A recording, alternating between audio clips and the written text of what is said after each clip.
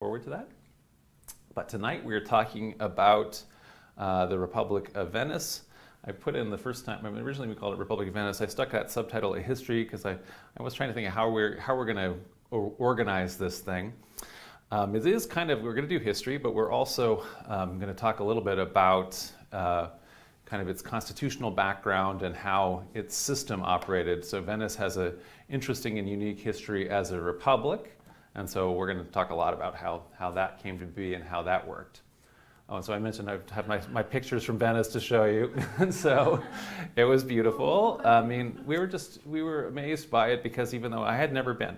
So I had read several books of history on Venice, but hadn't been. And we, of course, know that Venice is like the original tourist trap. So really in the 18th century, 17th and 18th century, when people started being tourists, Venice is like the first place they started going to, and they are still all there. There's a picture of Donald Duck. There's a Donald Duck on there? Yeah, well, oh yeah, there. So yeah, well, they do have a McDonald's in Venice now, so yes, you'd imagine. So, but anyway, so we went around, and every corner is like this. But one of the more interesting things that we weren't thinking about is the extent to which it is still, nevertheless, like a modern city that is almost like living in an alternate timeline, because it is primarily the canals are the way you can actually get around with anything in bulk. And so, for example, when you hear all the police cars going, those are boats. And the same thing that we went past the fire station. The fire station is a big port thing that, like where the boats come out, because all the boats, and then every morning there's all the garbage truck boats, it's boats, right? And that are all, and everything like that, like the DHL guys on the boats, and everything like that. So the boats are, it's interesting how that's all, and this is static, but when you just even see how all the things are all moving around against it, it's really kind of an amazing, different way to have a, city in the 21st century. Is that the Grand Canal? Yeah, Grand Canal. So yeah, that's the map of how it is now. And so there's the Grand Canal that goes all the way through, winds all the way through, but then all the way through there's all these other little canals everywhere. And St. Mark's is the famous square where the Doge's palace and the Basilica of St. Mark's is. And you could just wander all around through all these little corridors, which we tended to do. The tourists do congregate, and they fill the whole plaza, and they get off at these giant, there's all these cruise ships here, and they just dump people, continuously. But you can, depending on how you do it, we got up at dawn and went over to St. Mark's, and there was nobody there except for all the street cleaners, which was also kind of neat, and it was also sunrise, and it was really quite beautiful, and so we got to experience it that way. So anyway, we had a really wonderful trip. So it's not about my trip. Okay, so this is a really modern drawing of Venice, and it was one of the first cities to be, it's so distinctive, and it is one of the first cities that people actually mapped in a kind of a realistic way. And so there's lots of early depictions of Venice, probably in part because you need a map to get around, and so on the one hand, it's very easy to get turned around in Venice, but on the other hand, because it's so distinctive and also because it was so wealthy. And so by the end of the Middle Ages, Venice, which doesn't seem that big now to us because of how vast cities have gotten, may have been the second largest city in Western Europe in population, so after Paris. Paris would have been bigger, but number one in wealth because of how amazingly wealthy the Venetians were. And even though we also don't always think about it, because we tend to look at things in terms of area, and when we do maps and we say, well, I don't know, England is so big and England becomes so important and things like that. But at a certain point in the height of the Venetian Republic, even though it's only owning this little bit of land in northern Italy, and then let's say a bunch of islands all the way down to Crete and Cyprus and things like that, and the Peloponnesus.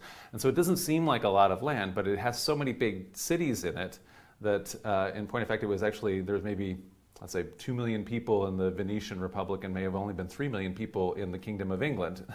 And the economy of the Venetian Republic would have been so much bigger that Venice, was a capital then of a fairly important state in the Middle Ages, even it seems like, how could it be? It's so tiny, right?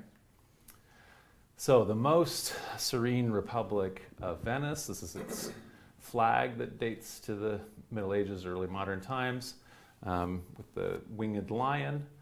Essentially, as a republic, Venice was independent for over 1,000 years. The 697 date is kind of like one of those traditional dates. It's kind of emerging as independent for the first 100 years or so there, but then was independent until 1797. And so that's a very long and successful run kind of through the entire course of what we think of as even the Dark Ages, but the early, late antiquity, the early medieval period, Central Middle Ages, late Middle Ages, the Renaissance, all the way up through the early modern times. And that's an era when, in fact, we kind of associate that era anyway in Western Europe, not so much with republics, but with monarchies, right? And so this is a later picture of the Pope crowning Charlemagne, but it's an era when there are kings, the kings of France and England and everything else. There were other republics. So republics was something that were associated with city-states and things like that. And so another example would have been medieval and early modern Florence. But as you may know, if you know a little bit of Florentine history, even though the Medici family start out as essentially rich citizens who are part of the Republican apparatus and the city government of the Republic of Florence, they later evolve into monarchs of both Florence and the surrounding area of Tuscany, and they become ultimately the Grand Dukes of Tuscany. So a lot of cases, these republics didn't have that kind of stability because they were often fell prey to one particular family and could be converted into monarchies or could get conquered by somebody else, right? So there's a quite long-lasting run for the Venetians. One thing that did happen to Venice is that it became more oligarchical over time. And so we'll talk a little bit about this when we talk, we're talking something about how constitutions work and constitutional theory, but essentially you can have a republic doesn't have to be a democracy, right? And in fact, democracy doesn't always last, even in the most democratic of republics, right? And so, as we've done when we looked at the Athenian democracy, how when the Athenians lost the war against the Spartans imposed the reign of the tyrants, and so essentially they made an oligarchy. Often a republic could just have one tyrant, or it could have a group of oligarchs where essentially it's being run by a noble class they have more of the power. Or as we saw in the case of the Roman Republic, it can be kind of a mixture where you have some involvement of different groups that have different levels of participation, but it ultimately becomes kind of a mixed constitution. So there is a mixed constitution in a way for Venice, but it becomes less mixed and really oligarchical over time. So the doges start out as very, very powerful at the beginning, but most of these powers are lost, and ultimately the doge's role becomes ceremonial. In that sense, since there is a doge, if we think of the doge as being a monarch, it's kind of an early constitutional monarchy, although it's always been named a republic, so we don't call it a constitutional monarchy, so we're a republic, right? So we've had recent lectures kind of on these topics, and you don't have to have been there, but we talked about, for example, as I've been mentioning, the Roman Republic in one of our lectures, and about Magna Carta. And in both of those cases, as you'll recall, those also were quite mixed. So even though Magna Carta, we look back on that in our own tradition as this foundation of our kind of constitutional monarchy, and specifically having a democracy or a semi-democracy in our republics that are descended from the British Crown. Nevertheless, at the time, it really was only a compact between the king and the nobles, the great nobles who didn't trust the king, and indeed it had essentially no immediate consequences at all and only became important in retrospect later. Okay, So constitutions are tough, and they're not easy to explain how it all works. And they were kind of aware of that when I was a kid in the 1970s, and so they made on Saturday morning cartoons an entire series called Schoolhouse Rock about that included, for example, history and everything like that, American history, but also the complexities of how constitutional government worked.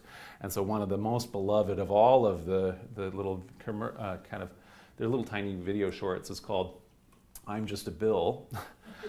Which is explaining the constitutional process whereby in the United States a bill can sometimes become a law. And so the bill was reminding people that he may die. Yeah, die in committee. So that's quite a thing to be teaching 7-year-olds, right? So anyway, so 7-year-olds are learning about bills dying in committee and things like that.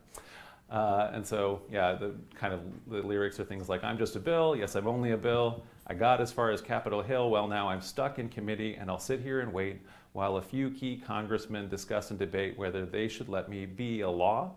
How I hope and pray that they will, but today I'm still just a bill." So he wants to be a law. Okay. I love the Simpsons version.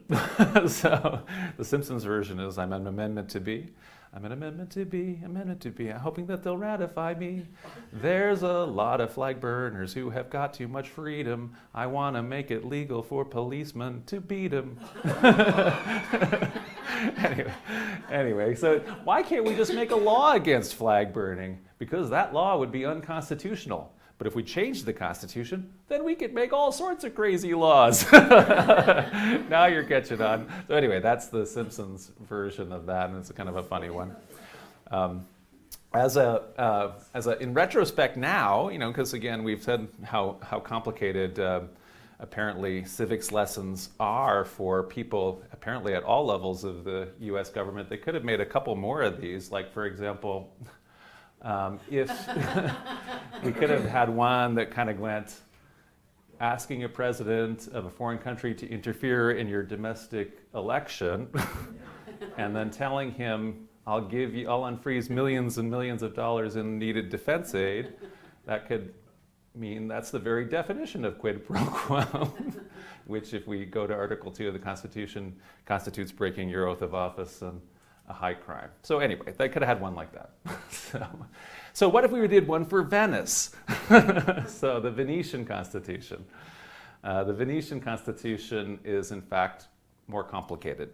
So I will go into it just a little bit, but I'll just want to go through it slightly. So I made a chart. Essentially, at the basis for it, all of the male citizens, and not everybody gets to be a citizen, but essentially property-owning classes are in the Arengo, which is essentially a legislature, but it is only at the beginning does it actually have any kind of legislative power, and after a while, the idea of it is that they all get together and they acclaim things, and one of the things... Is that misspelled? Should it be Arenio? I think it's spelled G. Oh, and maybe it's the Venetian. It's because it's a Venetian word. So Venetian is its own language. And so a lot of the different words like Doge are in their own special Venetian language, which is different from Italian, modern Italian, which is the Tuscan dialect as opposed to the Venetian. That's a proper spelling. Okay, yeah. So anyway, these guys then, from them is drawn and elected the Great Council. And so at a certain point, it was 480 noblemen of patrician families. That eventually gets to way over 2,000. And the idea of it is that they represent, it's like how Parliament is sovereign in the Westminster system. So in the British Parliament, Parliament is sovereign. In the same way, the Great Council of Venice is essentially the sovereign body of the Republic. And so then everything is kind of a subcommittee of then the Great Council. And so there's a subcommittee which is essentially a Senate, which acts as kind of the legislators. So 60 members of the Great Council are made senators, and of which they are led by 6 savi, which is to say sages. And so they're more or less involved in making all the laws. There's a quorantia, which is 40 members of the Great Council who are acting essentially as the Supreme Court, and they have three leaders of the Quarantia. There's very famously the Doge, who is the chief executive of the Republic, who is elected for life. The Doge is always operating by a certain point anyway, by the time this really gets developed, with a group called the Minor Council. It's just 6 ducal counselors that are constantly with the Doge, and he can't do anything without them. They all act together. And indeed, the 7 of them are almost always operating with what's called the full college, which is these guys plus the 3 leaders of these, the 6 leaders of these, and then 6 other different Savi that have other responsibilities. And so for getting almost anything done all day long, the Doge is working with those groups, including then going and this college is then presiding over the Senate, and so for the Senate to do any legislation, they're all together. But at a certain point, you can imagine that that's quite unwieldy already, just even talking about it. We know from when you're doing any kind of constitutional theory, if you're trying to get anything through a legislature that has 3,000, 2,000-3,000 people, that's complicated. And so sometimes when there was a crisis, they created a temporary committee, what was called the Council of 10, that had all these executive powers, again, when working in concert with the Doge and the Minor Council, so these 17 people together. That temporary committee ended up lasting 600 years because it was so effective. And so anyway, and among them, they appointed within themselves 3 secret inquisitors that were part of essentially the inner and kind of like the secret police kind of thing, the interior espionage and also exterior.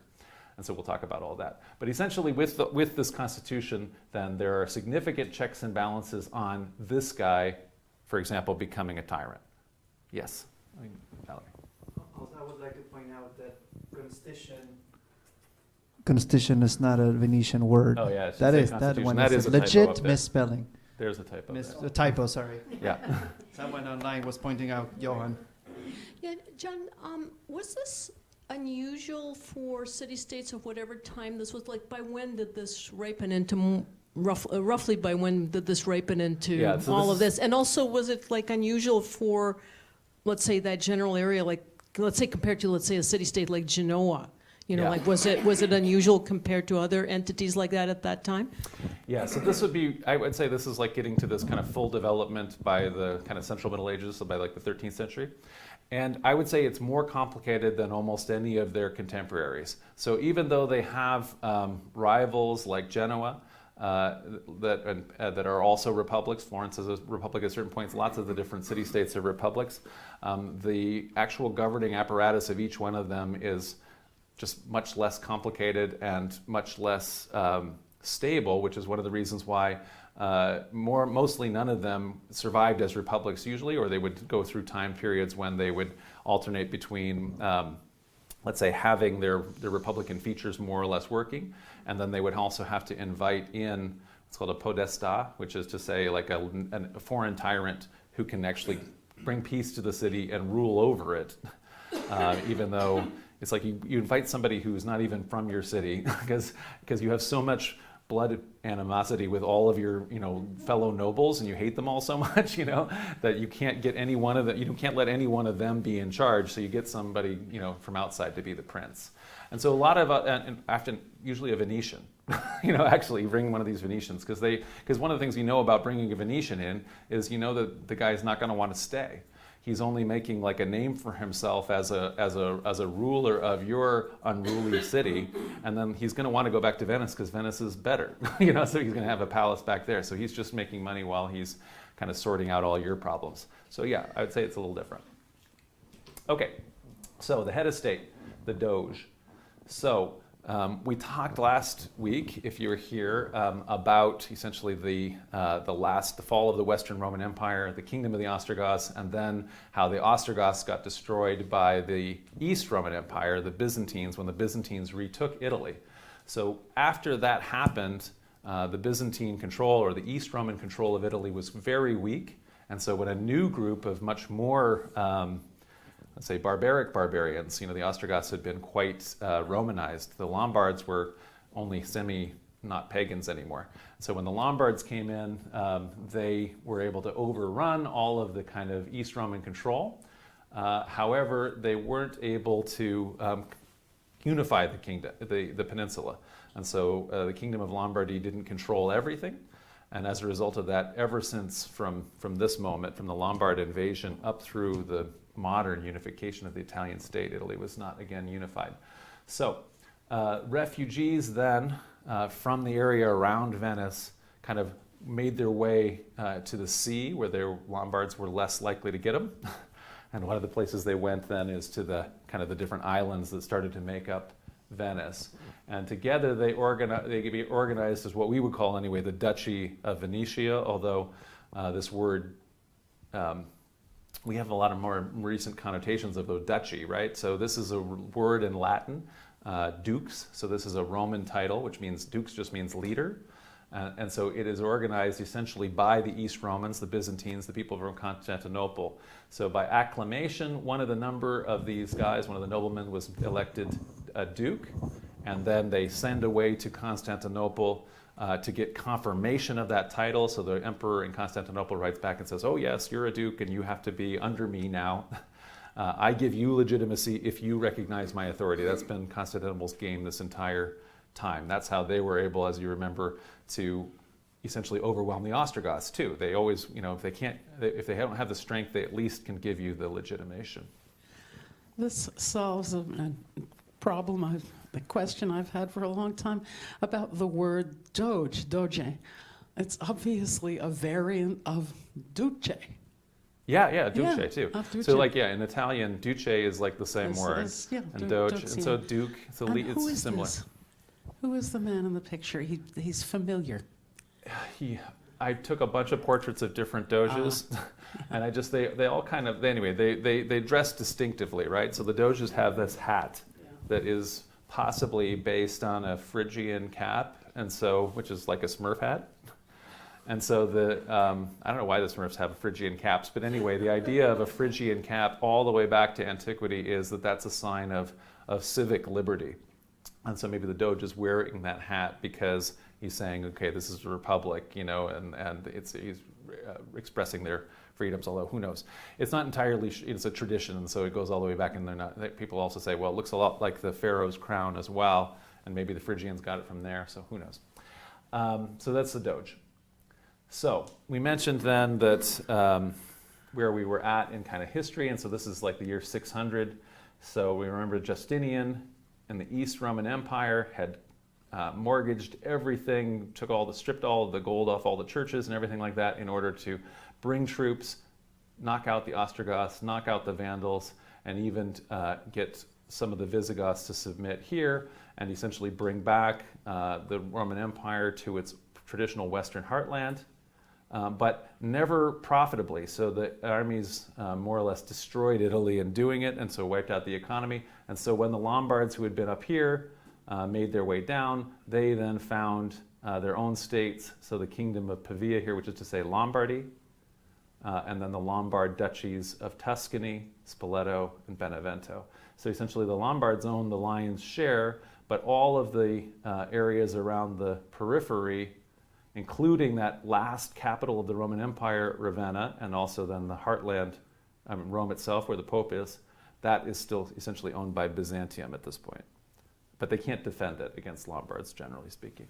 So the wars go on and continue to destroy Italy's economy, and that is when essentially the people that are just from all of this kind of territory, who are still consider themselves Romans and nobles, they make their way, into what becomes here this Duchy of Venetia, which this is what the Roman province had been called.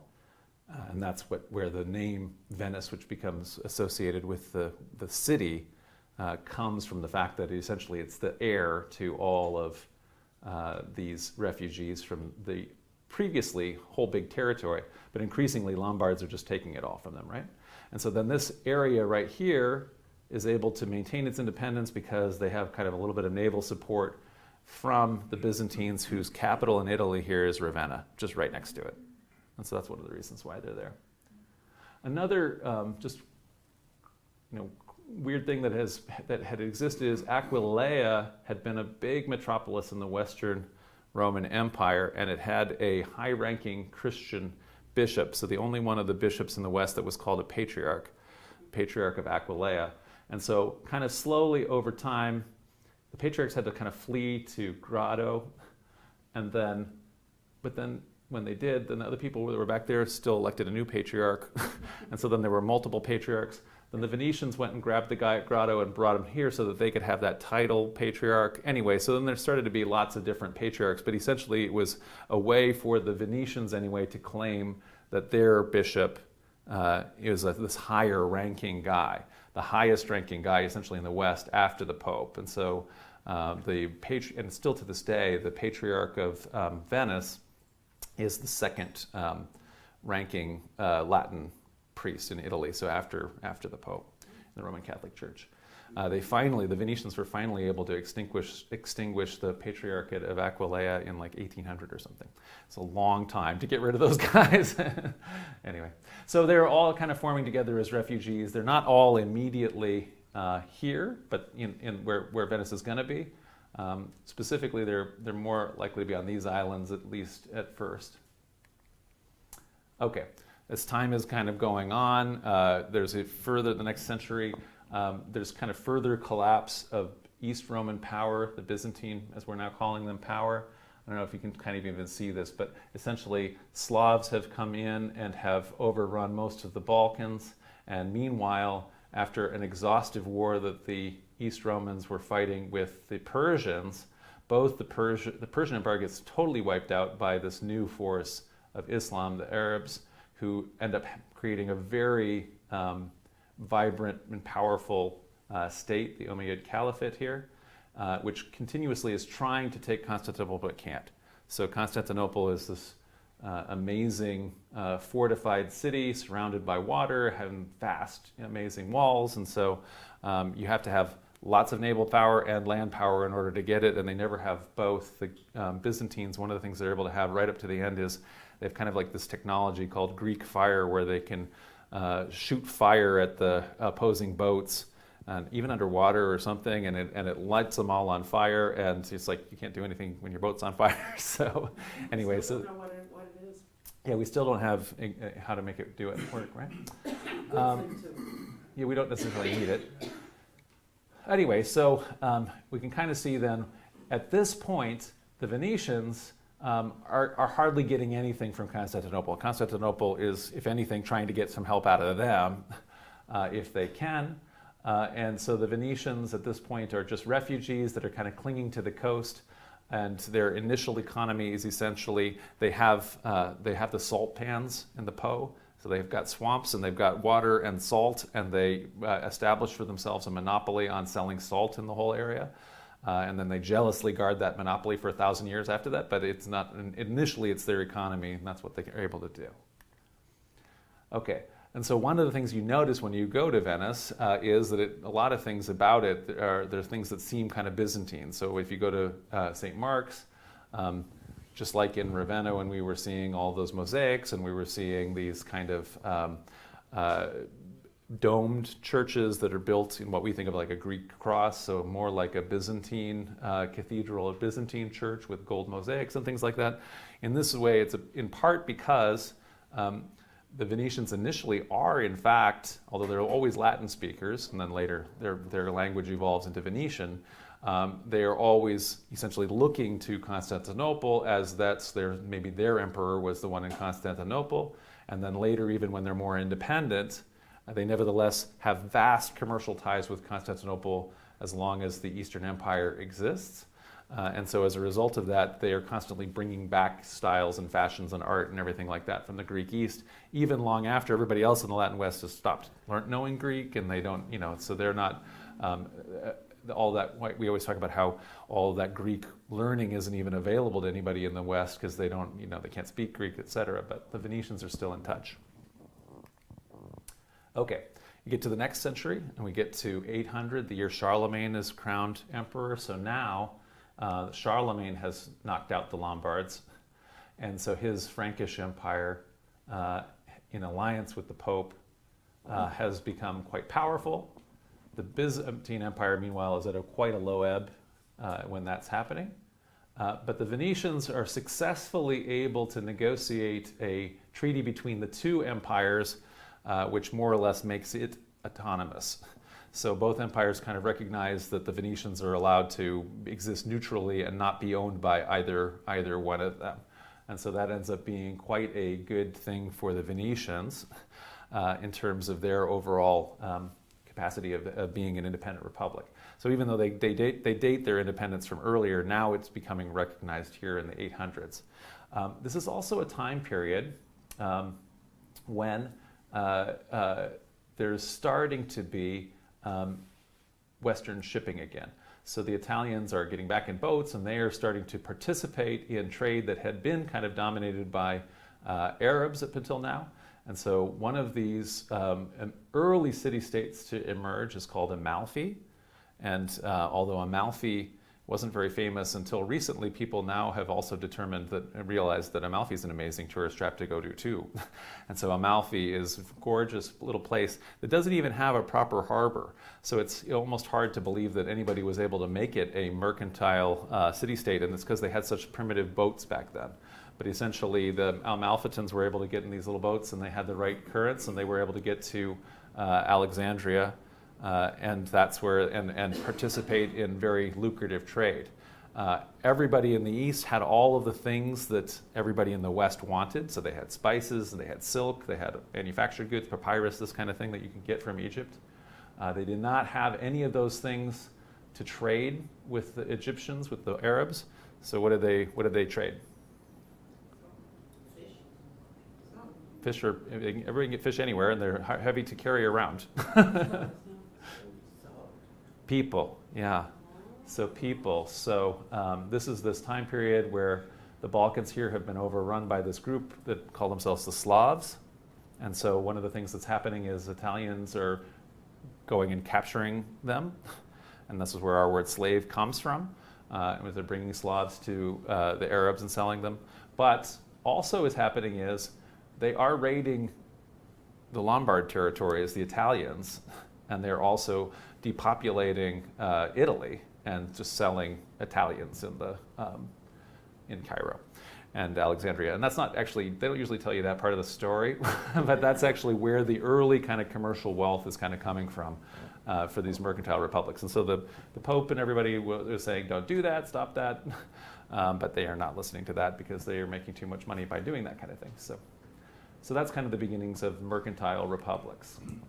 So one of the things that happens then, while the Venetians are down there in Alexandria, which has become a Muslim country, it had been a very important, Egypt had been one of the centers of early Christianity and a big Christian nation, especially Alexandria had been a center of one of the patriarchates.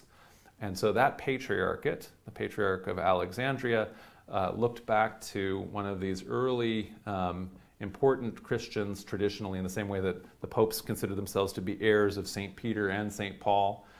So St. Mark is the founder, according to tradition, of the Patriarchate of Alexandria. And so as far as the Alexandrians were concerned, they had the tomb that had St. Mark in it.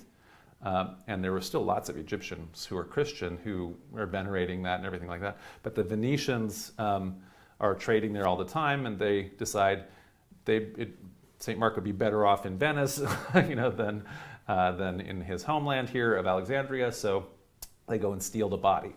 And according to the legend, they have the help of a couple of the Coptic or Egyptian Christian monks. And then they put the body and all the relics at the bottom of a big basket that had pork in it. So then the Muslims the specters wouldn't be willing to go in there, right? And so that's, I feel like that has to be just made up. But because, you'd always know to hide things in pork. The Muslim inspectors would know that, right? Anyway, so whether that is true or not, but anyway, that's what they made in the mosaic. So anyway, and so they brought it back. The Egyptians, the Coptic Christians don't agree that this happened. And so ultimately the compromise in the tradition is that they got the body, but the head stayed. And so that's kind of like the compromise. So the head is still there as far as the Copts are concerned. And there still is a Patriarch of Alexandria who is the Pope of the Coptic Orthodox Church. Okay, so this then is where this symbol comes from. So I showed you that flag, that's the Venetian flag, which has this winged lion. And so in early Christian iconography, and actually all the way to this day, there are 4 canonical Gospels, Mark, Matthew, Luke, and John, and they are represented by 4 beasts that are in the vision of John the Revelator in the book of Revelations, which are in fact just a rerun of a vision that Isaiah had, but essentially they are a winged bull, a winged eagle, already have wings, so just a regular eagle, a winged lion, and just a guy with wings, So anyway, with those 4, the one with the lion with the wings is Mark. And so since the Phoenicians, at least say they have evangelist Mark, that's why that becomes then a symbol of the Republic and the city, and why the basilica is called St. Mark's, because that's where St. Mark's remains are. Okay, so by the next century now, the Frankish Empire has split, and this is ultimately going to become a permanent split. And so the West Frankish Kingdom is ultimately going to evolve into France. The East Frankish Kingdom is going to evolve into what we call Germany, but is in fact actually the heir to Charlemagne's empire. So at the time it's called the Roman Empire, or the West, or the Western Roman Empire, or the Holy Roman Empire, we sometimes say, which ultimately controls kind of all of this territory. And now there's also a vast increase in population and goods and manufacturing, all kinds of things that are starting to happen in the West. And so there's also a rise in additional competitors for trade. Amalfi, which has this really bad port, essentially goes into eclipse at a certain point, and it becomes kind of a fight between kind of the Venetians and the Pisans, and later Genoa eclipses the Pisans. And so anyway, Venice and Genoa are the famous rivals, right? But you can also see what's happened here is this Arab caliphate has not stayed in one piece, and so now it's split apart and is no longer able to be aggressively pushing forward anymore. And so now that golden era of the height of Islam is down, and now the West is resurging, right? I see Sicily is green. Sicily is green here for a while Because the Muslims conquered it. So in terms of, so this is not the final border, right? Because we can still see here that the East Romans, even though they had lost a lot of the Balkans, as the Bulgarians are here, they have maintained their control of all of Anatolia, what we now think of as Turkey, which was still then Christian and Greek speaking, right? But Spain, for example, is Muslim all the way up to here at this point, and Sicily is Muslim. So ultimately, when the whole thing ends, this is going to be Muslim and this is going to be Christian.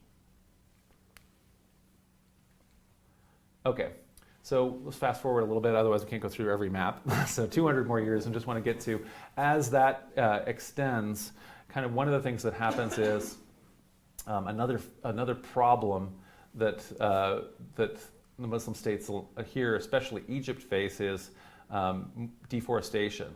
So at a certain point, the Egyptian fleet is destroyed, and they can't build any more fleet.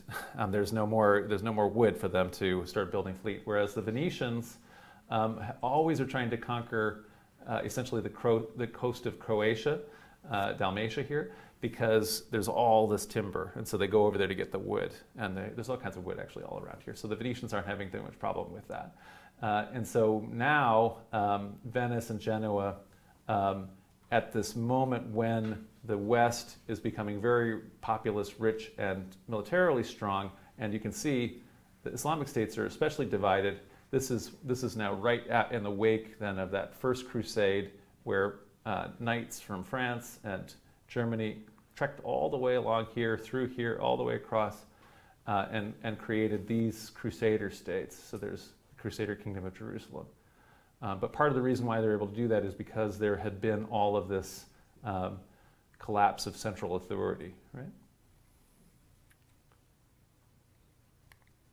Okay. So as the Crusades are going, that's only making the Venetians and Genoese richer, because they're able to now trade between Christian states, Western Latin Christian states, that are now helping them control all of that trade to getting that access to those spices and silk and all those Eastern goods. But one of the things that happens as the crusading movement goes on, between the First and Fourth Crusades, just warfare in general gets radically more expensive. It's completely impossible at a certain point for knights to simply traipse across all of Europe and try to forage the whole way. And so as a result of that, they have to, when they want to launch the Fourth Crusade, contract with either Genoa or Venice in order to get boats in order to get there. They do contract with the Venetians to get themselves and their horses all the way to the Holy Land. But when an insufficient number of crusaders show up to pay for all of the boats that they wanted, and they also had not enough money, even if they had had enough crusaders. So, and the Venetians are not going to go and do this on their own dime.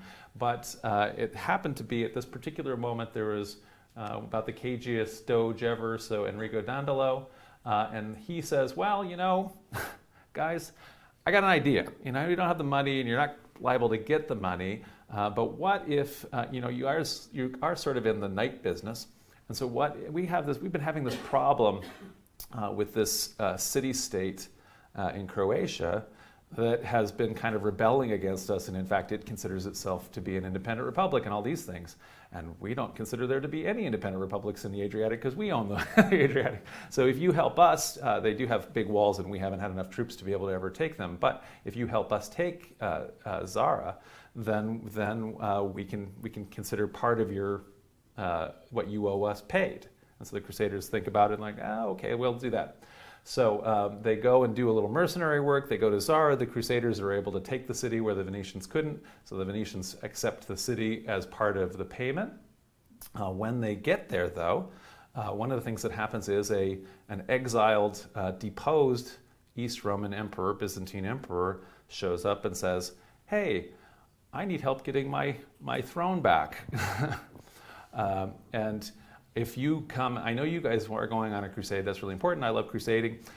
If you put me back on my throne, then I'll pay for a whole bunch of troops and give you all the rest of the money you need to pay the Venetians, because Byzantines are rich, as you know. And I will send a whole bunch more troops with you. And so it'll be like a win-win-win-win-win, right? And so they go, then the crusade gets hijacked a second time. The Pope keeps on writing, no, no, no, don't do that. But anyway, so the Venetians successfully then hijack the crusade again, which goes to Constantinople. It successfully puts the claimant, after a little bit of fighting, puts the claimant back on the throne, whereupon he finds out that the treasury is absolutely empty. He can't pay them anything. The Crusaders are not, and especially the Venetians, they're the ones in charge of the boats, are not willing to leave without being paid. And so there's a couple of bad incidents, and ultimately it comes down to war, and the crusade then lays siege to the capital of Eastern Christendom itself, Constantine's Christian capital. And the only time until the fall later to the Turks, Constantinople falls to Christian crusaders. And when that happens, then it gets massively despoiled. So this city that had never fallen before and is just filled, had been the biggest city in Christendom, just filled with gold and artifacts and relics. If you thought getting St. Mark was a big deal, these guys got everything, And so this is where these famous horses, which had been set up in the Forum in Constantinople, now they are taken as spoil back to Venice, and they're put on top of St. Mark's to show we've despoiled Constantinople. And the Doge, as part of the deal, when he before they do this, he makes a big contract with the Crusaders about who's going to get what out of this empire when they conquer it.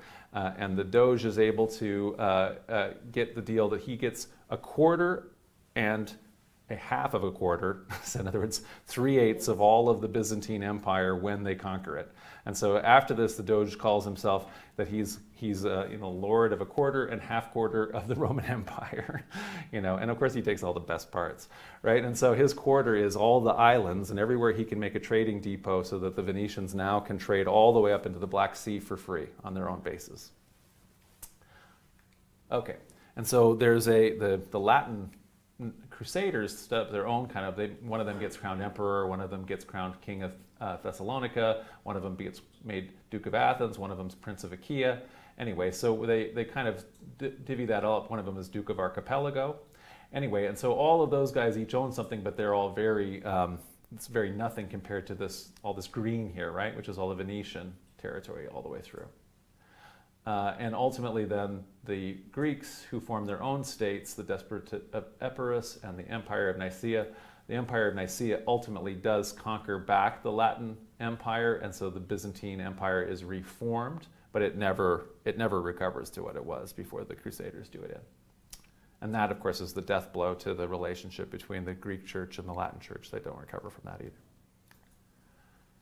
But for the Venetians, this ends up being just a wonderful time for them to be in charge of a trade route that takes them from Venice through Constantinople to the Black Sea, because in the 13th and 14th century, the Mongols come out of the steppes, conquer China and all of Persia and Iraq and even Russia, and create this empire where suddenly you can now, because it's all under the control of the Khan, you can go all the way across here without being raided by independent little tribes, and so suddenly there's a direct overland caravan route that is bringing you things from China. And so this is obviously quite good for business as far as the Venetians are concerned. So this becomes a very high time, and this is also then, as we see here, this route here, this is not a trade route, this is the route of Marco Polo. And so Marco Polo, who is a Venetian, who goes with his family and becomes actually an official of the Khan, not a very high official, but anyway, he spends a bunch of time there and makes his way back by the sea route to Venice, where he also in the war gets made prisoner. Yes? What are the Venetians giving to the east of, Yeah. Okay, they get spice, they get this silk, they get this and that. But Yeah.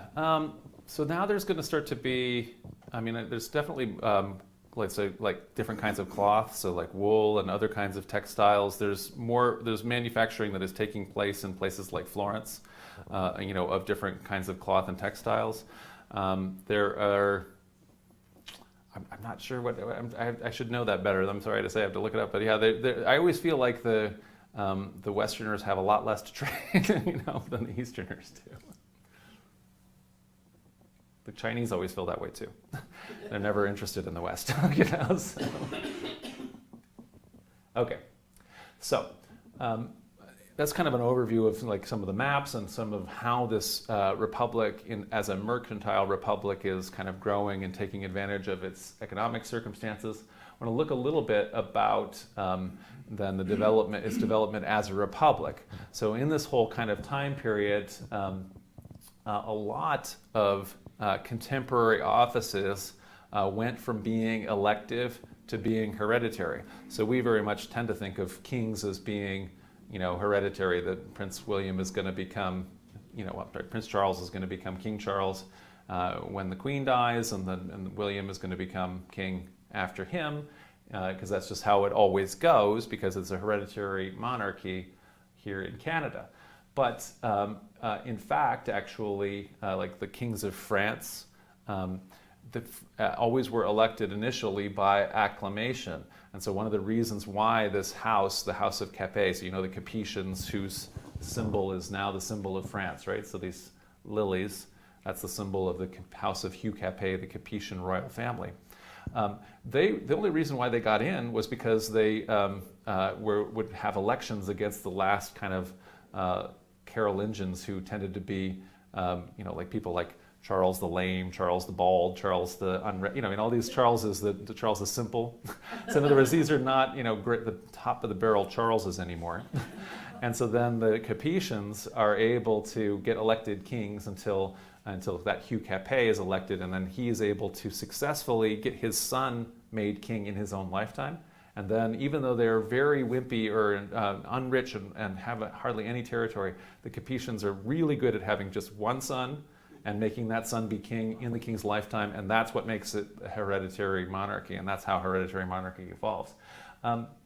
So the reality of this kind of thing is the way elections had been happening, this kind of election by acclamation, that continued to be a problem in the in the Roman Empire of the East in Constantinople until the end of the empire, really, because it had always been the case that Julius Caesar essentially is emperor because his troops call him imperator, right? And so it's always possible for the army to declare you by acclamation emperor, and then there's sometimes multiple emperors and they fight it out in a civil war, right?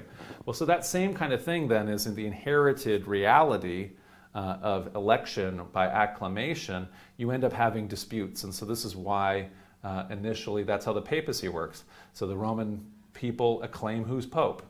Well, sometimes they acclaim two people pope, depending, some parts of them declaim one and the other, and that's why we have a pope and an anti-pope, right? Often. Well, so the popes over time, they create an electoral system where the cardinals elect popes, and that's to stop this from happening if possible, and it hasn't happened in a long time. And it's likewise, the Venetians come up with their own thing, right? So although there is this attempt early on from several of the doges to have their sons to take over from their fathers and even to go a couple generations, there's attempts to make a dynasty where one of the leading families is going to maybe take claim to the role of doge. In fact, actually, there's enough competition from wealthy, noble families that the other ones all prevented each other from ever grabbing hold of it.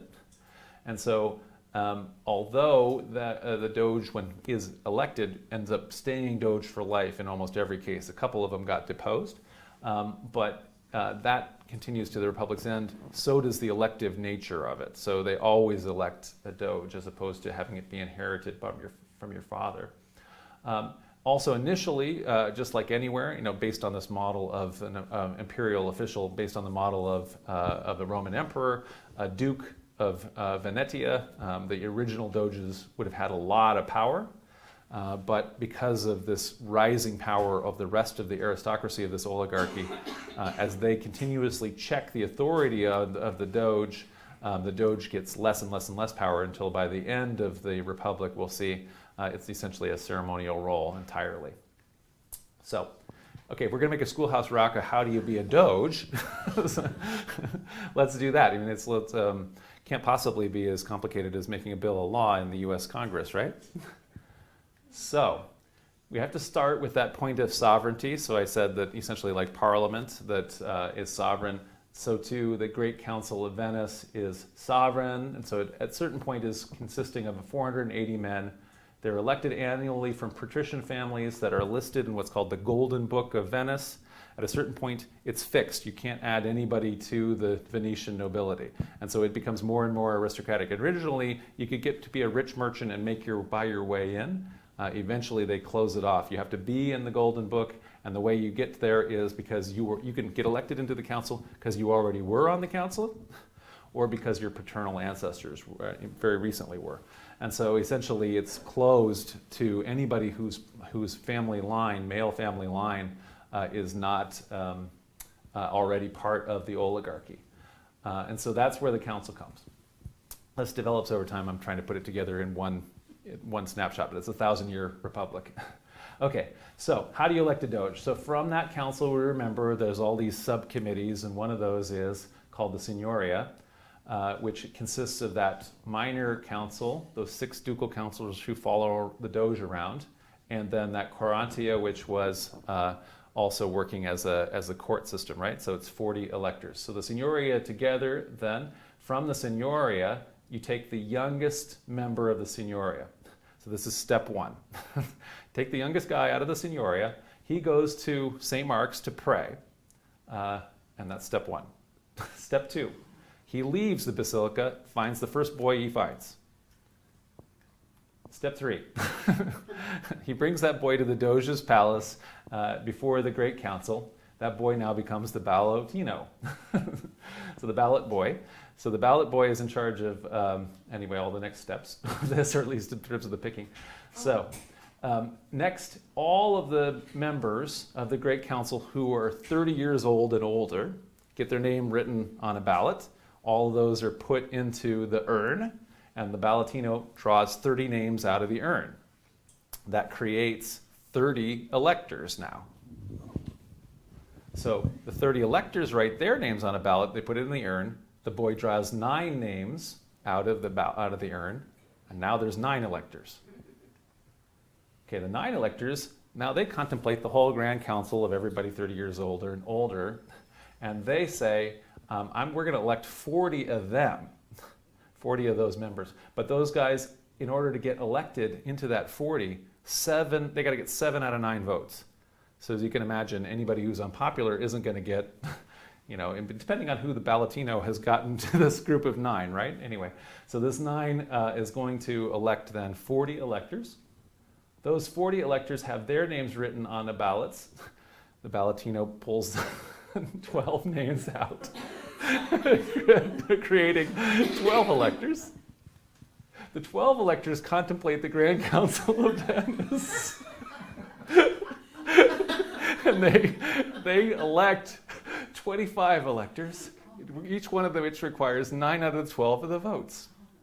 Now those 20, what are you going to think we're going to do with those 25? Any guesses? They put their names on the ballots and they put it in the urn. The Ballatino draws out 9. The 9 electors contemplates the Grand Council.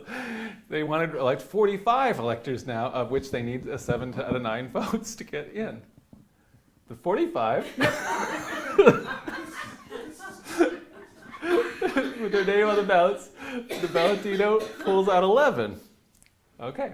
Can it go on? Okay. The 11 contemplate the Great Council. They make 41, and they need a 9 out of 11 vote again. Waha. Okay, that's the preliminary. Now we're ready to start the election. So now we have gotten the 41 electors whose job it is to choose the Doge, if you can imagine. That's the system. So here we go. They did this for 1,000 years. No, but for like 400. So, I mean, at first they don't have this system, but at a certain point there's an electoral reform and they create the system, yeah. And so they kidnapped this little kid in some family. They kidnapped this little boy, and somewhere some family is wondering why he's gone for months. I'm sure that everybody is plotting to have their boy, right outside of St. Mark's, because I mean, you can imagine that one of the reasons why they're doing this is there's some very famous. So these are all very rich aristocrats. They are all in competition with each other.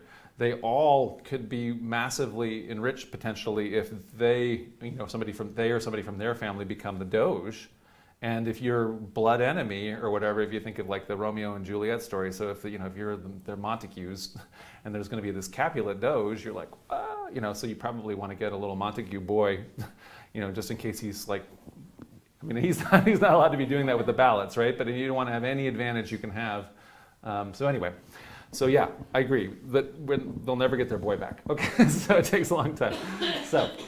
So now we have this is step 13 and 14. So now we have the 41 electors. They all have to go to Mass in St. Mark's. And so in the middle of this kind of august religious thing where you're just thinking about God and the Republic, they then swear an oath to act honestly, uprightly, and for the good of the Republic in their job as electors. Step 15, they are now locked in the palace. There's a special guard of sailors that is not allowing anybody in or out, and also is not allowing any communication in or out as long as they are, until they come up with their decision. So that's actually kind of like what happens with the Pope electoral reform, right? So the cardinals are not allowed to leave, and actually at a certain point they stop giving them food. So what ends up happening with the cardinals in the Middle Ages is that the food is reduced by half, and the cardinals, a lot of cardinals like their food, and so anyway, and then half again, and so until they, and that's why we have that ritual still where depends on the smoke, right? As the ballots are being and you want to see what the smoke is, because that's coming again out of the same kind of time period. So the only way they're communicating potentially is whatever the smoke is coming out, because they're not allowed out. All right, okay, so they're locked in there. Next, the 41 guys, they all write down now who they think should be the Doge. So they nominate somebody, they put that in the urn. The ballot boy's gone, so don't worry about him anymore. And so now from that, they draw a list up of everybody who's been nominated. So somebody might have gotten 20 nominations out of the 40, right? And so they just have a list, one name only, one ballot only for everybody nominated. That goes back in the urn. And then, I think we're at step 18. Anyway, whatever step it is now. What happens then is that a single name is drawn out of the urn. And so if that person happens to be there, then they go away. They're not allowed to be part of the consideration. Anybody with their same surname isn't allowed to be there. So yeah, if you're again one of those Capulets or whatever, you can't all be there. You have to leave. So when that happens, then everybody who is left in the room then can discuss whether they want to have that guy be, and then the guys can come back and answer charges or answer questions, whatever. And then if 25 out of those 41 electors say he's Doge, then the guy gets elected Doge. And that's how you elect a Doge. But if not, if it doesn't get up to the needed 25, then you go back to that step 17 and you pick the second name out of the urn, right? And so then they try again. So it's kind of amazing that anybody ever got elected Doge. But it's quite a constitutional system. Yeah. And then, so how long would his term be? I mean, is Until it he almost dies. time to elect the next one?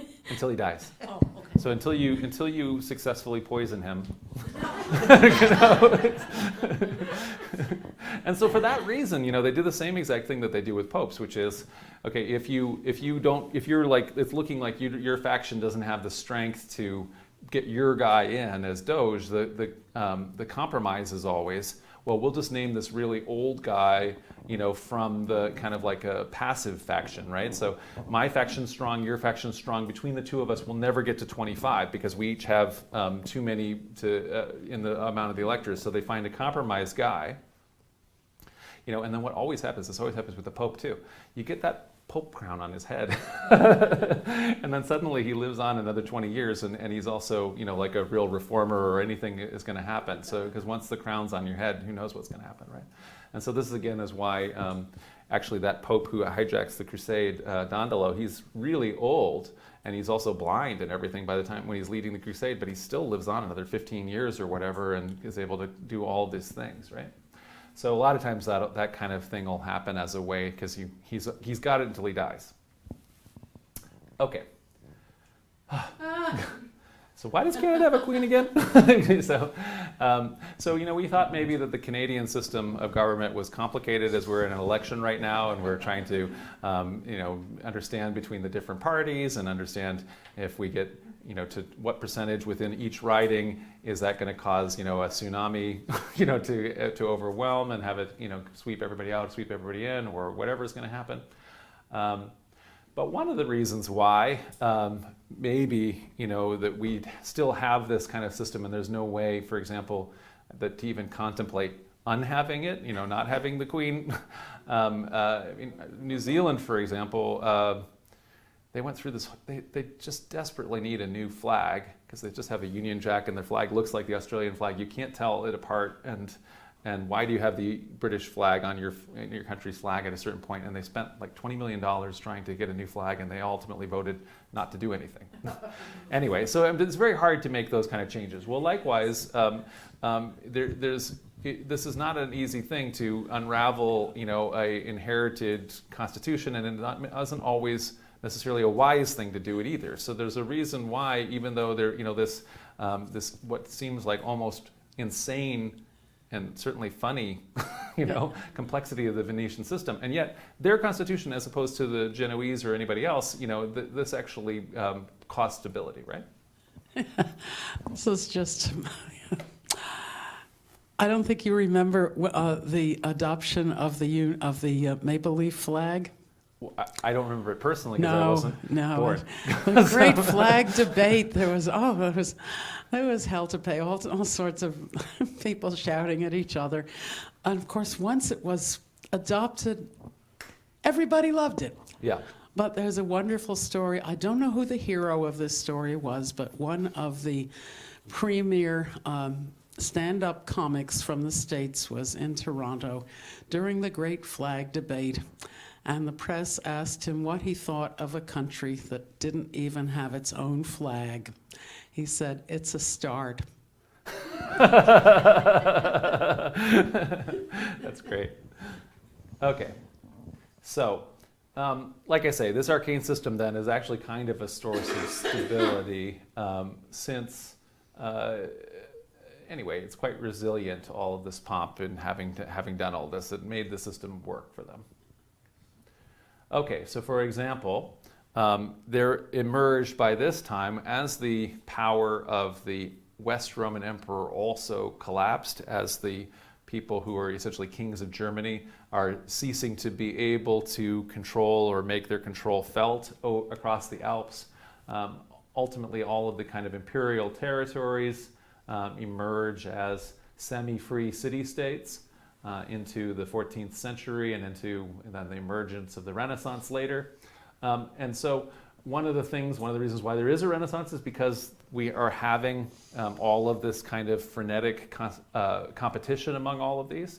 But the other thing that is accompanied by it, it's not just art, you can see here with all the little battles, right?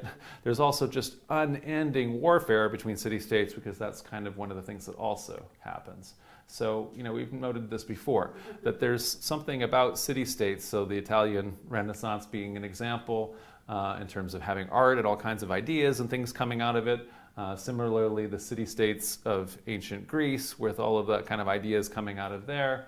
The Mayans also had this amazing cultural flourishing and never had an empire, but they were also all at war at all times. So that's not a stable system. And one of the things that happens almost always is big landed empires end up knocking them out as the bigger powers are able to field much stronger militaries in the end than a city-state can. So, Venice is definitely taking part in all of that flourishing of Italian culture that involved. One of the reasons why it's just this magnificent thing. So the Doge's Palace here is generally considered to be the premier example of secular Gothic architecture. So the cathedrals and things like that we know are the main examples we think of. But here's a civic building that is Gothic. Early in the morning? Yeah. Early in the morning. And so, anyway, so all of Venice is beautiful like that, right? And same thing, all the art and music and everything that is coming out of it. It's a major center ultimately for publishing. So, and as the centuries wear on, you get to hear closing now into the modern era. Venice, goes from just clinging to the coast to owning more and more, and some of the city-states are bigger, like Milan and Florence, that are able to emerge as kind of rivals and competitors, as things go on. But ultimately, everybody, is having to deal with Austria, Hungary, France, southern Italy, which is owned by Spain, and so in other words, there's too many great powers running around for anybody to be too strong against it. Although the Venetians are the ones that are the strongest of any of them, in part because of their system, but just also because everything that they control.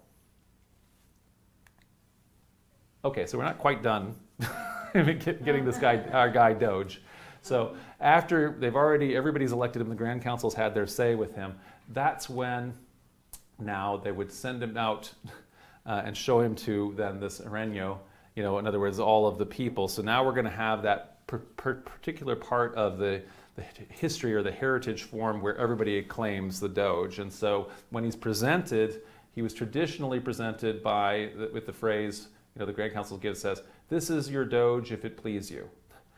And so that's giving them kind of the option, to acclaim or not to acclaim.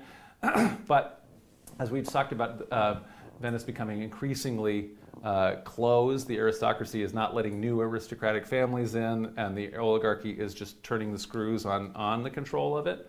So as the economy and other things are drying up and the thing is calcifying a lot more, even this form goes away, and they start saying after 1423, "You're Doge," so not "if it please you," right? Okay. So how were the oligarchs able to continually check the power of the Doges? And so to be then crowned Doge early on, one of the things that you have to do is swear an oath of office. And this is still done with presidents and prime ministers, and this is also was frequently done, for example, when the British monarchs were crowned. And so one of the reasons why, as we saw, the British monarchy evolved into a constitutional monarchy was they started having to reissue Magna Carta each time. So they get crowned and they issue Magna Carta, and then they have to issue a bunch of other stuff on top of that, until at a certain point they no longer are in charge of anything and they only have a ceremonial role. Likewise then, the Doges have promises that they make, and then the promises get longer and longer until at a certain point they're making 168-page promises or something like that, in order to have limits on their constitutional powers. So they initially start with things like that they're going to govern fairly, they'll judge impartially, they're not going to tell anybody all the state secrets. That should be part of the oath of presidential oath too. Don't tell the Russians. Anyway, so execute the will of the Grand Council. In other words, they're going to listen to the legislature, the judiciary. They're not going to just rule as a tyrant. The very earliest permissione that we have is actually this same Doge, Enrico Dandolo. And so one of his promises that he makes is that he will not have any private correspondence with any foreign prince. And so if he actually receives a letter, from a prince in the Ukraine, for example, he would have to have other members of those 6 other guys, in the small council open it up, right? And this is kind of where, what? Well, they did have people listening in, right? But anyway, so this is the same thing, though. So you're also not allowed to, for example, own property in that country, like buying a hotel there or a golf course, because the idea of it is that if he did have those things, then he could be pressured, to put his own personal interests above his interest in the office as Doge and the interest of the Republic, right? And so that's already worked into the constitutional system in the 12th century in Venice. Okay, so even so, it is going in this kind of opposite direction of what other monarchies are doing, for example, in the Middle Ages and early modern times. So the French monarchy, as we saw, is becoming more and more hereditary, and it actually becomes more and more absolutist, so that by the time you get to someone like Louis XIV and the later French kings, they actually have so much more authority than their medieval predecessors had. The opposite trend is happening in the Doge things, and so the monarchy becomes more and more constitutional through that same time period. So to just kind of give the rest of the story of Venice, because we can't do everything in the kind of detail that we've already done. At a certain point, like I say, the East Roman Empire never really fully recovers, and ultimately there's a little bit of a contest whether a resurgent Bulgarian Empire or whether the Turkish Sultanates are going to be able to win and conquer it, but at a certain point it's definitely the Turks, and in 1453 that falls. Meanwhile, the Venetians have continued to maintain this entire, all these colonies and everything like that they inherited from, or stole from the Byzantines, and have helped with, with the Crusaders helped with, and that kind of thing. There's Zara still, and they've worked their way more inland as they are less and less. I mean, they're still heavily involved in trading, but at a certain point, the trading becomes less important, and they're more becoming, let's say, landed overlords, and all of them are, let's say, lords of landed estates that they have on the mainland and things like that. So, as we mentioned then, as that's happening, one of the ways that the Doges are kept from seizing power is they themselves are under continual surveillance. So at a certain point, those people in the small council are more or less always with them. So they're not getting the correspondence. At a certain point, their families are also being watched. Most of those actions that the Doge can ever take has to be in concert with the council. And then those guys themselves are also having to operate in concert with, as we mentioned, that full college, which is all those other 15 leaders, or when they needed to turn something around really fast with that Council of 10 that becomes so kind of infamous, right? And so those are these kind of two sections of the executive. So the Doge is still there and is still acting, but is also, acting only in the concert with the full college or with the Council of 10 and the Council Minor. So the Ground Council itself becomes less and less important as there's more and more members of it. And I mentioned then this, to just talk a little bit about this Council of 10, born as a temporary measure because there was a plot against the Republic in 1310. It nevertheless got renewed continuously until a century. It was just declared, okay, it's permanent, and it lasted until the end. And it had powers, for example, of reviewing, for example, all of the intelligence that is being gathered, including domestic surveillance, international intelligence, and it could also conduct trials, and it could also mete out punishments up to and including banishment or even execution of nobles. So it was fairly powerful and able to act quickly as opposed to the bigger councils.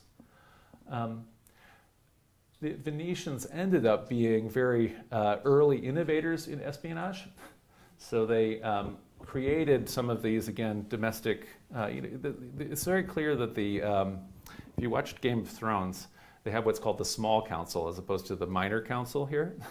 And the small council included the eunuch that had all the little spies, and they were having spies that were in the other foreign realm where they were going to try to assassinate the foreign, the rival queen. And they also have the domestic spies, they're spying everywhere. So in the same kind of a way, this is what inspired that story. And indeed, the Venetians are the people who pioneered the idea of sending permanent embassies and creating extraterritorial in embassies and that kind of a thing, always having a permanent envoy at a rival court. And they then also pioneered spying, using the embassy as a spy. I mean, as you know from like James Bond and everything, that's where all the spies all are, and at a certain point that's still all happening. But one of the great things for historians is, because the Venetian spies were doing such a good job of writing that all down and sending it back to the Council of 10, is that we have a lot of interesting information about what's going on, for example, at like Henry VIII's court, because the Venetians are writing stuff down, and we have kind of like their kind of notes of what they were saying anyway, or at least their understanding of the politics. Anyway, so they're doing those kind of things. So ultimately the end for the Venetians, on the one hand, the state becomes much more brittle as it's less and less able to act or do anything.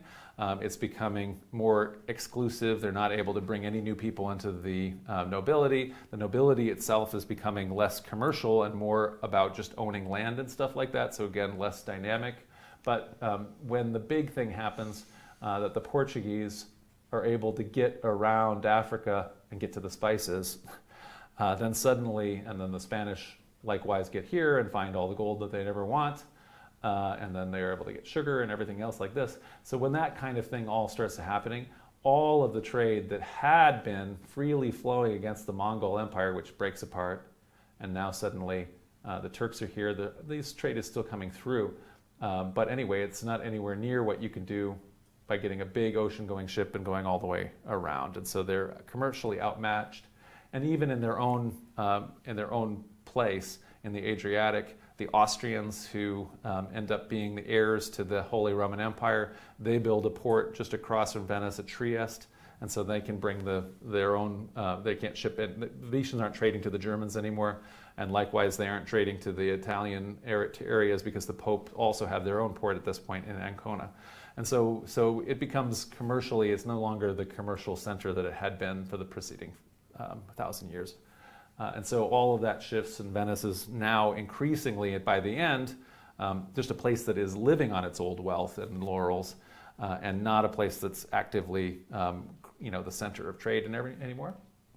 And so, as with so many things that, let's say, were archaic holdovers, by the time the French Revolution happens, which upends all of the ancient regimes, and Napoleon and all of his troops pour out over Europe, there's a fairly early campaign into Italy, and everything just collapses for the Venetians, and they ultimately, when they get the last time they bring the Grand Council together, most everybody's run away, so they don't even have a quorum.